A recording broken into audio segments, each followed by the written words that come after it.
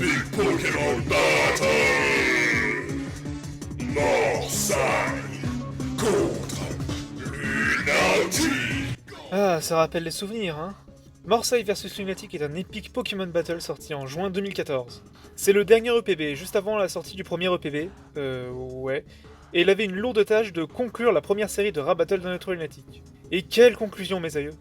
Déjà, à l'époque, j'adorais ce battle, je le trouvais super cool, mais avec le recul d'aujourd'hui, je le trouve toujours aussi cool. Bien que le texte soit volontairement tourné de telle sorte à avantager Lunatic vers la fin du battle, je trouve quand même que c'est globalement assez équilibré.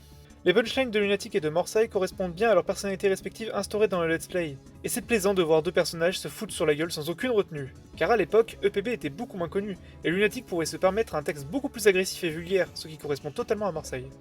Niveau montage, instru et flow, c'est correct plus, je dirais.